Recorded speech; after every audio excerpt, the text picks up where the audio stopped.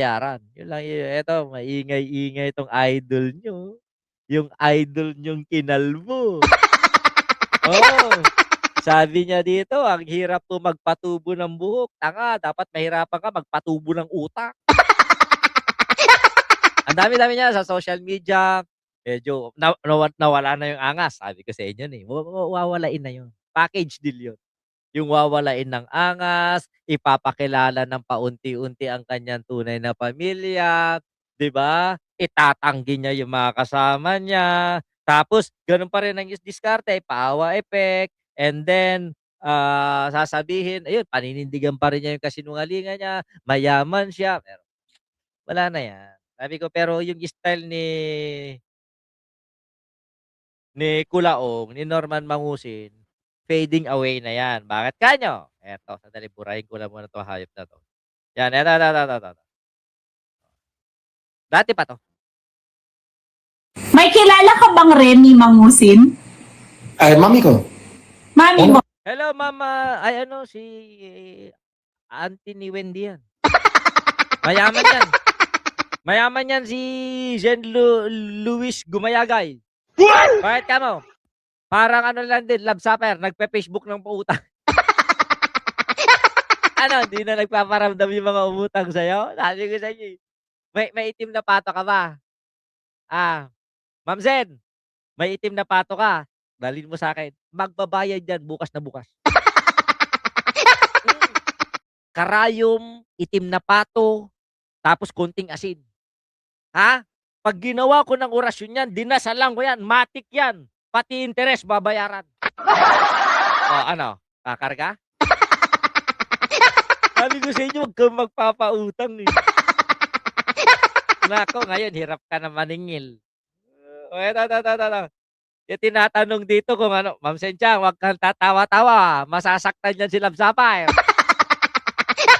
Mamaya-maya sa katatawa mo, Ma'am Sencha, maningil na naman yan si Love Sapphire, patay tayo diyan. Buti na lang si kapatid Fernanda di pa naniningil. Kapatid Fernanda, sasahuran na, ha. Yung problema nung anak ko kasi hindi pa dumadating yung stipend niya. Yung mula sa ito naman kasi mga nasa gobyerno, wag niyo naman pahirapan yung mga scholars ninyo. Ka 'Di ba?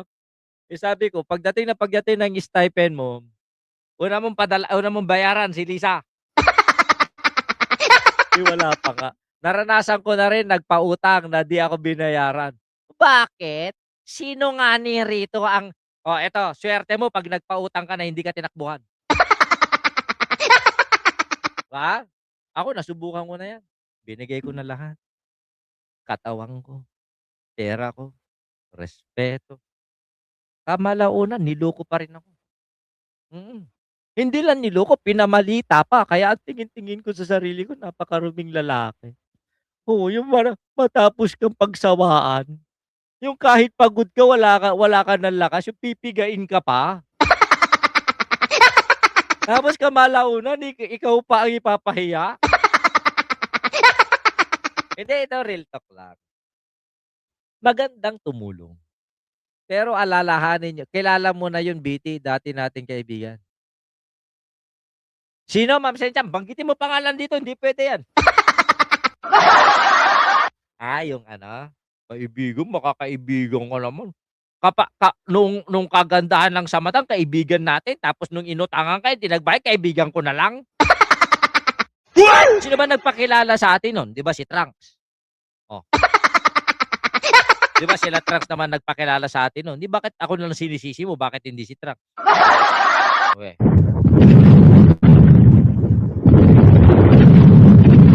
Yan nga, ito papakilala ko sa inyo kung gaano kawalang hiya ang taong 'to.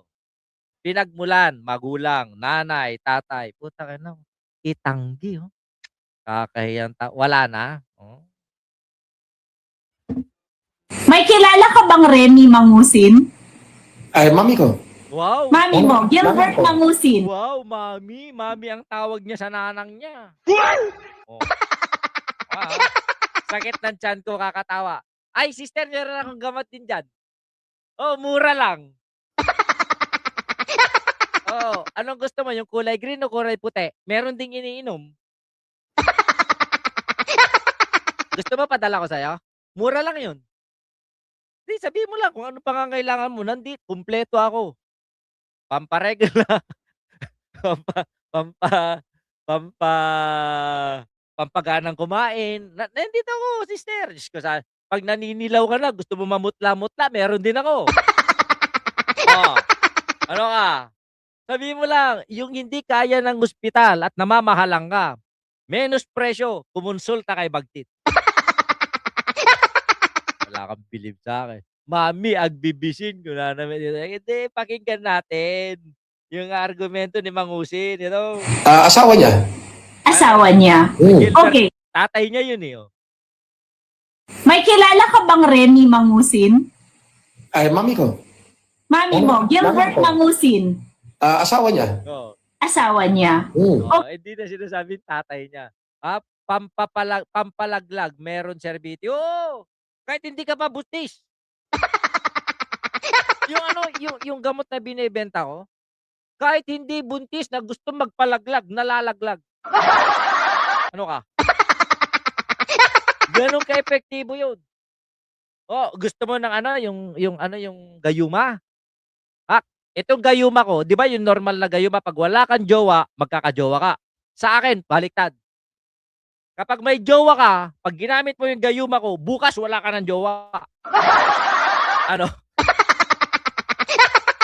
Menos presyo lang 'yan basta ikaw, Jenchoy, discounted na 'yon. Discounted na, may discount na. 'Pag bumili ka sa akin dahil magkapareho tayo, magkaprobinsya tayo, taga Ilocos Norte, 50% ka pa. Ano? O saan ka makita? Discounted na, may bawas na. Hahatiin ko pa 'yan para sa'yo. Oh, basta gamitin mo. Ano? Kasa? Pero siyempre, just like the other normal business, when we finish the transaction, you have to pay first as down payment. Mahirap na, baka dengguhin mo ko.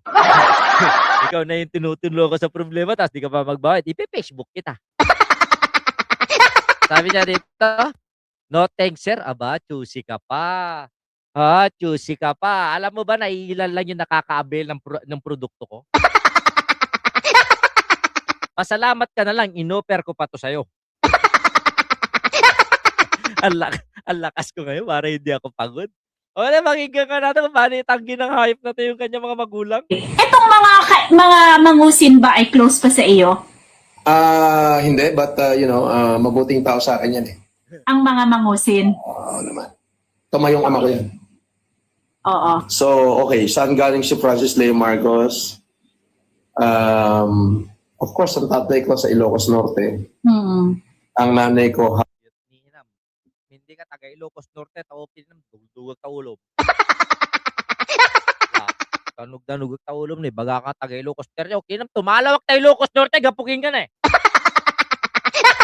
Pinagpipilitan yung taga Ilocos Norte. Sino tatay niya sa Ilocos Norte? Kabayo? Bulacan na Happy World. My mother was born in Bulacan. Nag-iisang anak yan ni Don Jose Antonio. Don Jose Antonio is a son of Don Andres Antonio. Don Andres Antonio is the son of Don Isabelo Antonio. So, si Jose Antonio, kapatid niya si Emilio Antonio Sr. na hari ng Balagtasan. So, I mean royal blood talaga. Fuck you. Royal blood. Royal blood daw hinayupak. Sabi dito ni saan sa Ilocos Norte? Abi, ewan ko sa hinayupak na yan. Baka yung mga kabayo na sinasakyan sa Burgos, Ilocos Norte, yun ang tatay niya. Sabi dito ni Tamayo AC, Hepe, walang Mangusin sa Ilocos Norte.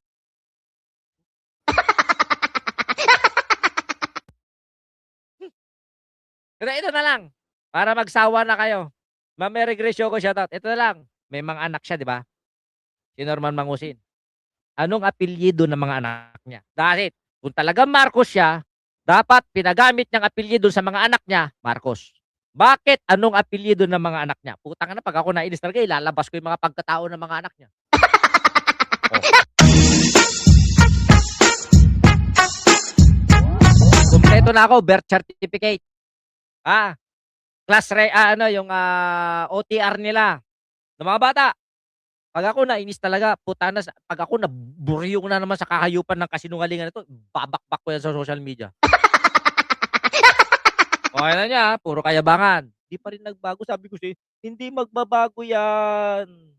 Oo, ang tanging magbabago ang mga taong naloloko nito, 'di ba? Dun, pero mahirap lang ang buhay. O, huwag kayong ganyan, huwag niyong minamaliit si Mangusin. O, eto nga, Ng ebidensya na kung saan is... Opo. Ito. Malungkot po talaga, sir. Ito. Hindi lang kayo, kundi marami. Ang dami po. Mga naloko nito. nasubaybayan niyo yung Mangusin dati, 6 years ago, na kung saan yung mga vlogger ay magkakasama sila ng todo-todo. Ngayon ang palabas ni Mangusin, ginamit lang daw siya ng mga vlogger para pagkaperahan yung OFW. Pero alam nating lahat na si Mangusin ang punot dulo ng panggagago sa mga tao. Dahil nga sa nababawasan ng revenue, dahil nga sa nawawala yung kanyang mga channel. Para pa gano'n si ganun. Gayahin natin. Gayahin natin. Naalala niyo pa ba? 'Di ba? Ngayon nawala yung channel. Para makabalik, kailangan may paawa effect. 'Di ba? May mga pagpapakumbaba, may mga padapa-dapa, tapos magtuturo-turo. Para yung kasalanan maiiwas sa kanya.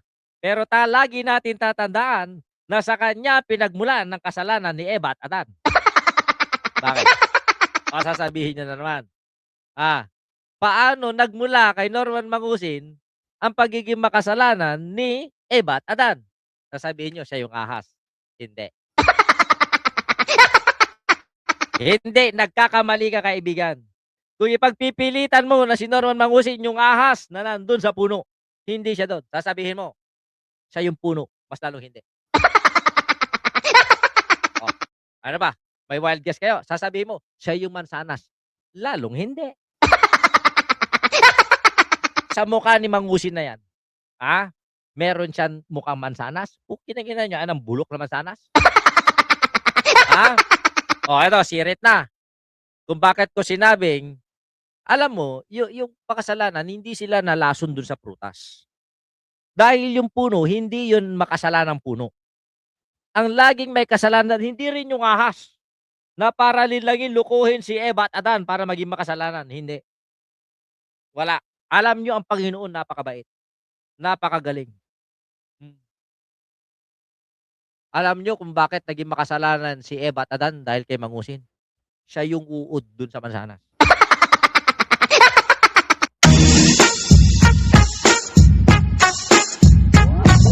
Alam niyo ba kung bakit natukso si Adan? Eva?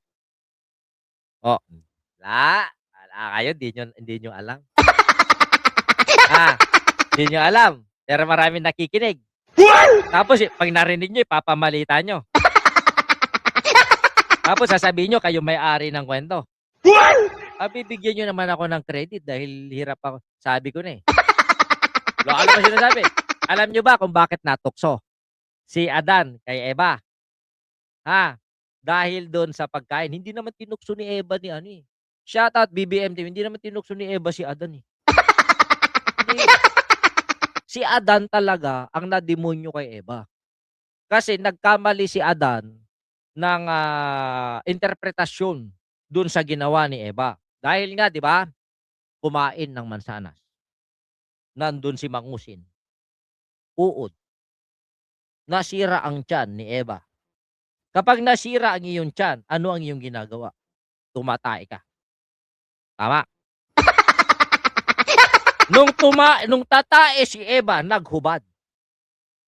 Umupo. Nakita ngayon ni Adan yung kaligayahan. Akala ni Adan, tinutok siya ni Eva. Yun, tinira ni Adan si Eva. naging makasalanan silang pareho.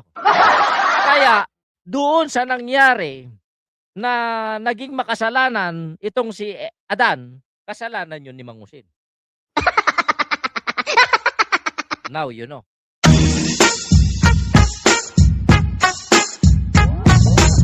Kung ano-ano yung mga sinasasya. Okay na, tuloy natin ang kahayupan nito. Levi, wait, aka TV Bosslet. Opo. Paano kayo naloko? Ano po yung motive? Sa ano po to, sir, nakilala lang namin sa Sukmid. Sa social media? Opo. Okay. Mga followers talaga ni Mangusin, sukbit.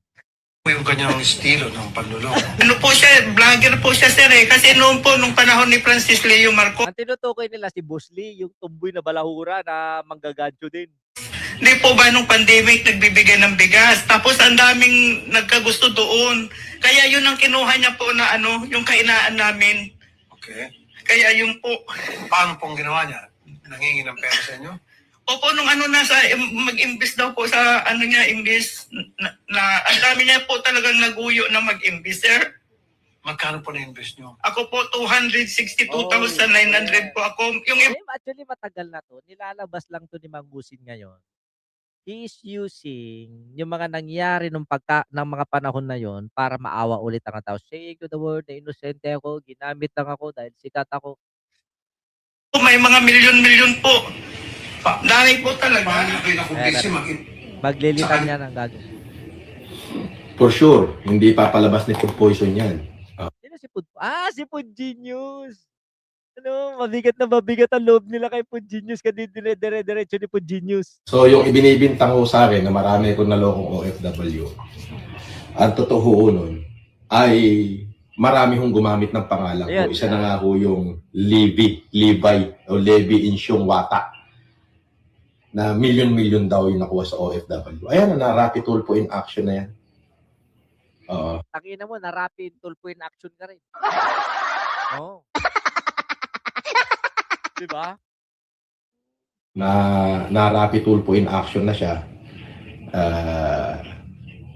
As in, Nararamdaman niyo ba? There is a connection between Mangusin and Rapid Tulpo. Parang taga Isabela yan. Napapansin niyo ba? Karamihan sa mga vlogger na mga nalsasadlak ang kanilang popularity ay lumalapit kay Tulpo. At pagdating kay Tulpo, bigla silang sumisikat.